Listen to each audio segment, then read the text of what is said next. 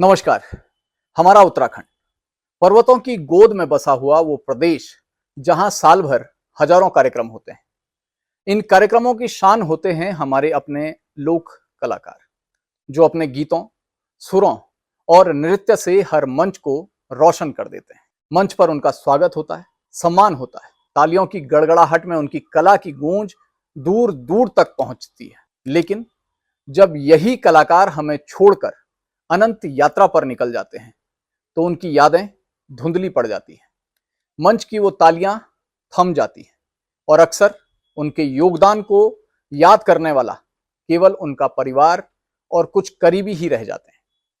ये सच दिल को चीर जाता है। इसी दर्द को महसूस करते हुए आवाज सुनो पहाड़ों की मंच ने एक अनोखी शुरुआत की। वर्ष 2023 से श्रद्धा सम्मान कार्यक्रम की नींव रखी गई। श्राद्ध पक्ष में उन दिवंगत कलाकारों की आत्मा की शांति के लिए पाठ और उनके योगदान का भावपूर्ण स्मरण। 2024 में इस कार्यक्रम को और समृद्ध बनाया गया। कुछ नए पहलू जोड़े गए ताकि इन महान कलाकारों को उनकी सच्ची श्रद्धांजलि दी जा सके। और अब लगातार तीसरे वर्ष ये कार्यक्रम फिर से आयोजित हो रहा है। इस बार याद किए जाएंगे गढ़वाल, कुमाऊं और जौनसार समेत पूरे उत्तराखंड के वो कलाकार जिन्होंने अपनी जिंदगी लोक संस्कृति को समर्पित कर दी। आज हमारे साथ मौजूद हैं इस कार्यक्रम के निर्देशक और संयोजक नरेंद्र रौथाण, जो हमें विस्तार से बताएंगे कि इस बार श्रद्धा सम्मान कार्यक्रम में क्या क्या खास रहने वाला है। नरेंद्र जी, स्वागत है आपका। सबसे पहले तो ये बताइए कि जो दिवंगत कलाकार हैं उनकी याद में इस तरह का कार्यक्रम करने का विचार आपके पास कैसे आया, कहाँ से आया? धन्यवाद चंदोला जी। पहले तो मैं आपका इस आवाज़ सुनो पहाड़ों के मंच की तरफ से धन्यवाद करता हूं कि आपने इन भावनाओं को समझा और आप आए। दरअसल 3 दशक से ज़्यादा इस सांस्कृतिक फील्ड में काम करते-करते काफ़ी कलाकारों को देखा, काफ़ी ऐसे कलाकार जो आज हमारे बीच में नहीं है, लेकिन उन्होंने अपनी संस्कृति के लिए बहुत काम किया। लेकिन मैंने देखा कि अक्सर लोग उन कलाकारों को भूल जाते हैं जिनके गीतों पे आज भी थिरक रहे हैं, जिनके ऐसे गीतों ने जो है कि एक ऊर्जा भरी है। और कहीं न कहीं अगर हम संस्कृति की बात करते हैं तो आज हमारी संस्कृति हमारे पुराने गीतों में, रीति-रिवाज में उन सब चीज़ें मिलती हैं। पितृपक्ष में जैसे श्राद्ध दिए जाते हैं, तो जो कलाकार होते हैं, जो साहित्यकार होते हैं, वो समाज के होते हैं। तो यानी कि वो हमारे सामाजिक पितृ हैं, हमारे सांस्कृतिक पितृ हैं। तो सामूहिक रूप से हमें उनको भी जो है कि याद करना चाहिए। उनके लिए जो है कि इस प्रकार का कार्यक्रम का एक विचार आया और हमारे मंच ने एक प्रयास किया है। निरंतर जो है 2023 से हम इस कार्यक्रम को कर रहे हैं। 2023 में जब पहली बार आपने ये कार्यक्रम किया नरेंद्र जी, तो उसमें क्या चीजें की, उस समय क्या-क्या हुआ? और 2024 में जब दूसरी बार किया तो उसमें क्या-क्या आपने चीजें जोड़ी, कैसे उसको और बेहतर बनाया प्रोग्राम को? मैं 2022 में देहरादून आया था और 2023 में मुझे लगा कि एक ऐसा कार्यक्रम हमें करना चाहिए। तो उस टाइम जो है कि मैंने सामाजिक लोगों में काफ़ी बातें रखी। उसमें हमारे जो आज इस मंच के संरक्षक हैं, श्री बलबीर सिंह पंवार जी हो गए, आनंद सिंह रावत जी हो गए, अनसुया प्रसाद उनियाल जी हो गए। इस प्रकार हमारे बहुत सारे लोग इसमें जुड़े और उनकी सहायता से जो है कि पहली बार हमने उसको जो है कि गांधी पार्क में इस कार्यक्रम को करा। तो इस कार्यक्रम में 2 हमारे कैबिनेट मंत्री आए थे, माननीय श्री सतपाल महाराज जी और माननीय श्री गणेश जोशी जी। कार्यक्रम बहुत ही अच्छा लगा और मैं धन्यवाद करना चाहूँगा उत्तराखंड के सुप्रसिद्ध कलाकार अमित सागर जी का। वो श्रीनगर से अपनी पूरी टीम लेके यहाँ आए थे और निःशुल्क आए थे। मैं उनका धन्यवाद करता हूँ। फिर हमने और हमारे संरक्षक मंडल ने 2024 में इस कार्यक्रम को भव्य तरीके से करा। आदरणीय गढ़ रत्न नरेंद्र सिंह नेगी जी इस कार्यक्रम में शामिल हुए और अगर उनकी बात आप सुनेंगे तो उनके शब्द कहीं ना कहीं हमारे लिए प्रेरणा का काम करते हैं। और दूसरे उत्तराखंड के हास्य सम्राट बड़े भाई घनानंद खन्ना जी, उनका इस कार्यक्रम में आशीर्वाद बना रहा, लेकिन आज हमारे बीच में नहीं है। और उत्तराखंड के जो वरिष्ठ कलाकार थे, जैसे गोपाल बाबू गोस्वामी जी हो गए, केशव अनुरागी जी हो गए, हीरा सिंह राणा जी हो गए, चंद्र सिंह राही जी हो गए, जीत सिंह नेगी जी हो गए, रतन जौनसारी हो गए, जगत राम वर्मा जी हो गए। इस प्रकार के 7 कलाकारों के परिवारों को जो है कि हमने सम्मानित करा था। और इस बार जो है कि एक कार्यक्रम फिर जो है कि पितृपक्ष में 14 सितंबर को होने जा रहा है और इस बार कार्यक्रम जो है कि संस्कृति विभाग के ऑडिटोरियम में है। ये कह सकते हैं कि एक तरह से उनका जो सामूहिक, जो उनकी आत्मा की शांति के लिए शांति पाठ तो होगा ही, जो उनका योगदान है संस्कृति के प्रति उसको भी याद किया जाएगा, उसके लिए सम्मान भी दिया जाएगा उनके परिवारों को। उनके गीतों से जो है कि उनको याद किया जाता है कि उनके कौन कौन से गीत थे, मतलब उनके अन्य कलाकार होते हैं और उनके गीतों को गाते हैं इस तरीके से। और फिर जो है कि उसी के साथ साथ जो है कि उनके परिवारजनों को बुला के वहाँ पे सम्मानित किया जाता है। तो इस बार क्या कुछ विशेष करने जा रहे हैं? पिछले साल आपने फिल्म को लेके भी चर्चा की थी, उत्तराखंड की जो फिल्म नीति आई थी उसको लेके भी चर्चा की थी। पिछले बार का कार्यक्रम जब लोगों ने देखा तो बहुत सराहना मिली, और इस बार जो है कि कार्यक्रम में काफ़ी लोग जुड़ रहे हैं, बहुत सारे लोग अपना सहयोग भी दे रहे हैं। और क्योंकि इसके साथ ही जो है कि हमारा आवाज़ सुनो पहाड़ों का सीज़न 2 भी जो है कि शुरू होने वाला है। तो हमारा ये है कि हम उन बच्चों में, इन कलाकारों के जो हमारे दिवंगत कलाकार हैं उनके प्रति जो है कि प्रेरणा भरें। क्योंकि जब हम इस प्रकार का सम्मान करेंगे तो आने वाली पीढ़ी उन कलाकारों के गीतों से, उनके किए गए कामों से प्रेरणा लेगी। तो ये हमारा निरंतर हम समाज को जगाने का और हर प्रकार से जोड़ने का काम कर रहे हैं, ताकि हम संस्कृति, सभ्यता और समाज का जो एक दायित्व है उसकी तरह लोगों का ध्यान आकर्षित कर सकें। जैसा आपने कहा कि पिछली बार 7 जो दिवंगत कलाकार थे उनके परिजनों को आपने सम्मानित किया। इस बार वो कौन कलाकार हैं और क्या वो सिर्फ गढ़वाल से हैं या कुमाऊं से, जौनसार से और जगह से भी कलाकार हैं? हमारा मानना है कि हम एक उत्तराखंड की बात करते हैं। हो सकता है कि किसी टाइम ऐसा भी हो सकता है कि गढ़वाल या कुमाऊं या जौनसार की बात ना हो के, क्योंकि हम जो हमारे बड़े कलाकार हैं, बहुत सीनियर कलाकार हैं। क्योंकि हम कलाकार के लिए, हमारे लिए न तो हमारा कोई, हमारी एक ही कर्म है, एक ही जाति है, हम कलाकार हैं या साहित्यकार हैं, और समाज में हमारा मंच भी यही मानता है। इस बार भी गढ़वाल, कुमाऊं, जौनसार से कलाकार हमने चिन्हित करे हुए हैं, जिनके परिवारों को जो है कि हम सम्मानित करेंगे। लेकिन आगे के लिए, भविष्य के लिए मैं ये भी कहना चाहता हूँ कि हमारे लिए सीनियरिटी प्राथमिकता होगी। हम एक उत्तराखंड मानते हैं, हमारे लिए सब उत्तराखंड एक है। हम, क्योंकि जगह के नाम से बोलने का जरूर है, लेकिन जो भी कलाकार थे वो उत्तराखंड के कलाकार थे, जो वरिष्ठ कलाकार हैं उनसे लेंगे। हाँ, इतना भी हो सकता है कि कोई कलाकार नया जाता है, कोई बहुत ज्यादा मतलब चर्चाओं का कलाकार होता है, कभी कभी हम ऐसे कलाकार को भी ले सकते हैं। याद आप सबको करते हैं, जितने भी कलाकार हमारे जो दिवंगत हो गए, हमारे बीच में नहीं है, उन सबको याद करते हैं, चाहे वो छोटा कलाकार हो, बड़ा हो? बहुत अच्छा आपका सवाल है। देखिए, पितृपक्ष में हम सभी कलाकार जितने दिवंगत हो जाते हैं, जिनका भी हमें फोटो मिलता है, उसका उनका फोटो जो है कि मंच पे लगा होता है, और हम सबको याद करते हैं। पितृपक्ष होता सबके लिए है, लेकिन क्योंकि बहुत सारे कलाकार हैं और हमारी एक लिमिट होती है, तो हम हर साल जो है कि 7 कलाकार को जो है कि उनके परिवारों को सम्मानित करते हैं। और इस बार भी जो है कि हमने 7 कलाकार चयनित करे हैं। दूसरा, मेरा मानना ये है कि आवाज़ सुनो पहाड़ों का मंच बहुत वर्षों से काम कर रहा है।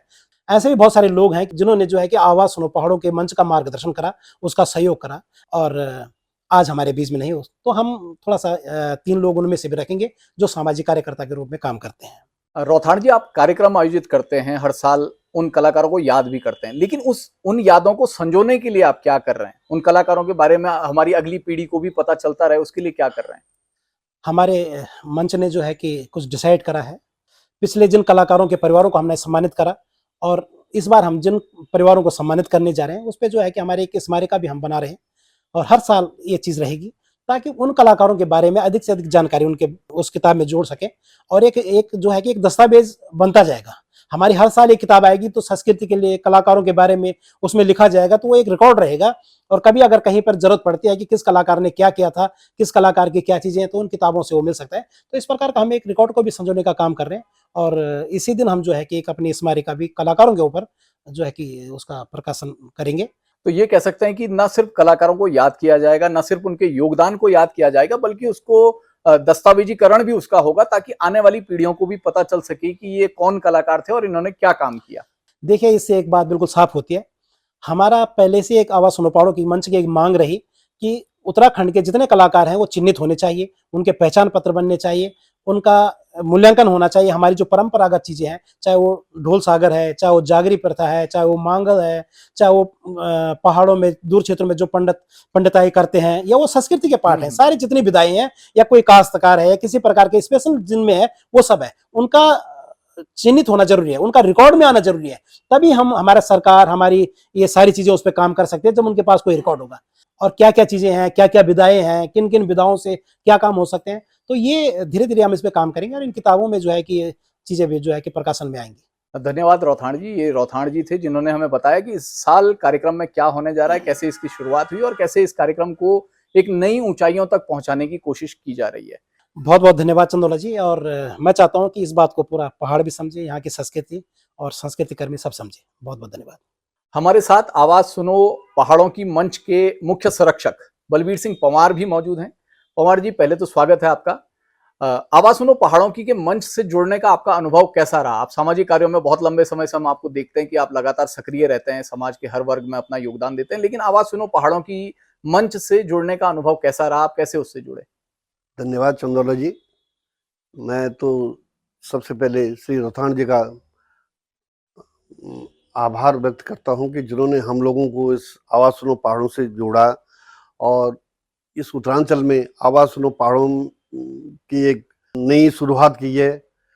साथ ही यहाँ पर जो हमारे जो कलाकार जिन्होंने उत्तराखंड के लिए कार्य किया, उनको याद करने के लिए ये सन 2023 से ये परंपरा चलाई, जिससे कि उन लोगों को पूरी दुनिया देखे उन्होंने क्या काम किए, उत्तराखंड के लिए क्या काम किए। तो आवाज सुनो पहाड़ों का ये कार्य है और ये परंपरा सबसे पहले उन्होंने गांधी पार्क में की।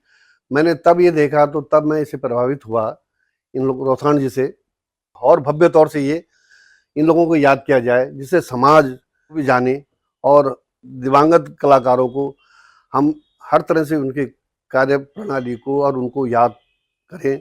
आवाज सुनो पहाड़ों का ये सबसे बड़ा उद्देश्य रहेगा और मैं चाहता हूँ कि ये और विकसित हो और ये लोग जैसे कार्य कर रहे हैं इस समाज के लिए, इस संस्कृति के लिए कार्य करें। पंवार जी, जैसा अभी रौथाण जी ने बताया कि इस साल जो है उसको दस्तावेजीकरण भी करेंगे, मतलब आप शांति पाठ तो करेंगे, उनको याद तो करेंगे, लेकिन साथ ही साथ उसको दस्तावेज में भी ढालेंगे ताकि आने वाली पीढ़ियां उन कलाकारों तक पहुंच सके, उनको जान सके, उनके काम को जान सके। अब मैं भी ये चाह रहा हूँ कि ये और भव्य रूप से हो और दस्तावेजों में आए, समाज उसको जाने कि इन्होंने क्या कार्य किया और आगे भी हम प्रेरणादायक हैं उसके लिए, तो ये होना चाहिए। पंवार जी, आप एक इतने बड़े मंच से जुड़े हैं, बहुत सारे काम कर रहे हैं, कौन कौन लोग हैं? क्योंकि पर्दे के सामने तो बहुत कम लोग दिखते हैं, हम जानते हैं कि किसी भी टीम में बहुत सारे लोग होते हैं जिनका योगदान होता है, तो इसमें कौन कौन लोग आपके साथ है जो इस काम को बड़ा बढ़ चढ़ कर रहे हैं और अच्छा योगदान समाज में दे रहे हैं? मैं तो कई छोटे छोटे सामाजिक संस्थाओं से जुड़ा हूँ और मैं अकेला नहीं, मेरे साथ काफ़ी टीम जुड़ी है। मैं लगभग मेरे 20-22 साल से जुड़ा हुआ हूँ। श्री मनोहर लाल जुयाल जी से मुझे प्रेरणा मिली और गाय पे हम लोगों ने कार्य किया और गाय के प्रति हम प्रेरित हैं। तो इसी उसको देखते हुए जब ये रोहताण जी से हमारी मुलाकात हुई तो हमारा मन भी करा समाज में अच्छे लोग कार्य करें। तो इसमें हम कई लोग हैं, श्री उनियाल जी हैं, श्री आनंद सिंह रावत जी हैं, श्री मनोहर लाल जुयाल जी हैं, शहर के काफ़ी गणमान्य लोग हैं तो जो इस मंच से जुड़े हुए हैं और जिनके सारे हम ये लगता है कि किसी भी कार्य के लिए हम हर लोग हमारे साथ हैं। और जिस तरीके के आप काम कर रहे हैं, मुझे लगता है कि आने वाले समय में ये टीम और बड़ी होती चली जाएगी। हाँ, मैं ये चाह रहा हूँ कि सब लोग धीरे धीरे इससे जुड़ें और इसको बहुत भव्य करें और एक बार एक ये लगे कि भाई हमारा जीवन भी सार्थक हो जाए कि हमने उत्तरांचल के लिए कुछ किया है। तो पंवार जी, इस बार का जो कार्यक्रम आप कर रहे हैं उसमें कौन कौन लोग शामिल होंगे? क्या केवल लोक कलाकार ही उसमें शामिल होंगे, आम लोग भी होंगे या कुछ और लोग भी होंगे? जी, इस समय हम ये चाह रहे हैं कि इस कार्यक्रम को बहुत भव्य करें जिसमें हमारे सारे राजनीतिक लोग, मुख्यमंत्री, सारे मंत्री, सारे लोगों को या सामाजिक कार्यकर्ता या बड़े बड़े व्यापारी, सब लोगों को हम बुलाएं और सब लोगों को लगे कि भाई हम ये भव्य कार्यक्रम कर रहे हैं, क्योंकि ये अपनी तरह का अलग सा कार्यक्रम है, शायद ऐसा कार्यक्रम होता भी नहीं कहीं। हाँ, ये अपना अलग से कार्यक्रम है और ये आवाज सुनो पहाड़ों ने इसकी पहल की है। हम ये चाह रहे हैं कि इसका नाम भव्य चले और पूरा समाज इसको जाने और जागृत हो इससे। अब हमारे साथ बातचीत करने के लिए मौजूद हैं आवाज सुनो पहाड़ों की मंच के वरिष्ठ उपाध्यक्ष आनंद सिंह रावत। आनंद जी, आवाज सुनो पहाड़ों की के मंच से आप कैसे जुड़े और अभी आप क्या क्या काम इस मंच के माध्यम से कर रहे हैं? धन्यवाद चंदोला जी, आपने बड़ा अच्छा प्रश्न किया। मैं 2023 से जो है श्री रोहताण जी से जुड़ा हूँ, ये आवाज सुनो पहाड़ों के मंच से। और इसमें कि हमारे ये भाई साहब जो पंवार जी, बलवीर सिंह पंवार जी, उनके साथ में बराबर आता जाता था, इसलिए जो है ये लगा कि चलो ये अच्छा काम हो रहा है हमारे ये उत्तराखंड या हमारे पर्वतीय संस्कृति के लिए जो है हमारे रोहताण साहब अच्छा काम कर रहे हैं, तो हम भी उससे जुड़े हैं। रोहताण जी का जो ये कार्यक्रम है कि दिवंगत आत्मा को जो है इसमें श्राद्ध पक्ष में जो याद किया जाए, तो ये अपने में एक अनोखा शुरुआत है।